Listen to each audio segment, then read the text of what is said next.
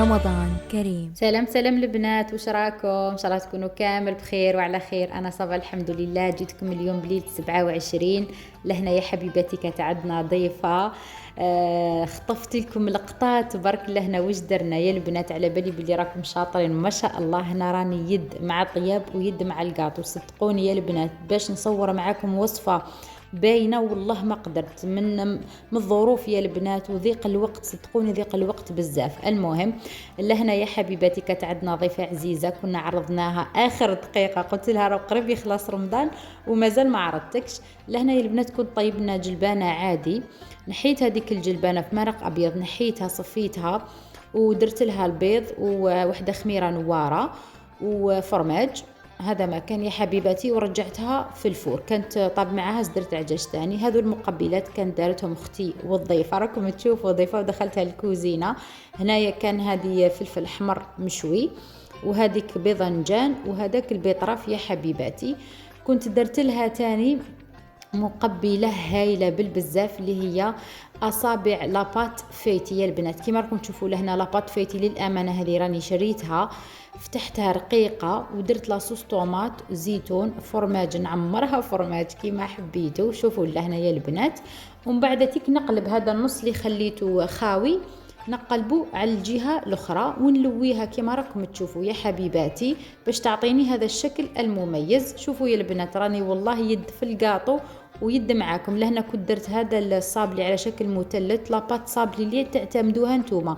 انا كنت درت 250 زبده، كاس سكر ناقص اصبع سكر غلاس، بيضه صفار بيضه، رشه خميره ورشه لافاني يا حبيباتي ورشه ملح، ونطمو بالفارينه عادي. هذا ما كان كما راكم تشوفوا لهنا. ان شاء الله كامل ربي يقدرنا على بالنا بلي ما بقاش على العيد 5 ايام برك على العيد. ربي يقدرنا ان شاء الله يا البنات. شوفوا لهنا كانوا الاطباق تاعنا وجدوا جاب بزاف بنين. هذا واش كنا طيبنا ليله 27. شوفوا يا البنات، شوفوا هذوك اليقطينات اللي هما داند اش يا حبيباتي وحشيناه بالفرماج. هذا ما كان هذا فطورنا لنهار يوم. كان فطور خفيف ظريف، نتمنى ان شاء الله يعجبكم. حبيت نشارك معاكم فقط يا البنات، على بالي بلي شاطرين وما شاء الله عليكم في كل شيء. وعاودت رجعت للقاطو تاعي اللي يا ربي ما جيت نكملو بالسيف. لهنا كنت طيبت لاباط صابلي تاعي عادي حبيباتي، طابت لي على 180 درجه لمده 6 دقائق. خرجتها درت لا كريم او بيغ اللي هي فيها 125 غرام زبدة، فيها 7 مغارف سكر غلاس، ودرت لها لاروم تاع القهوة ودربتها مليح يا حبيباتي ولصقت بها صابلي تاعي. بالنسبة للبنات هذا القاطو اسمه قاطو القاطيفة بشكل عصري فقط. نعرفوا باللي قاطو القاطيفة من زمان وهما يطيبوه، لكن الآن بدلولو الشكل تاعو في حوايج خفاف هكذا يا البنات. هذا ما كان. شوفوا لهنا الصابلي تاعي طبعته شويه خشين بالعاني البنات باش تجيني الحبه شويه مرفوده.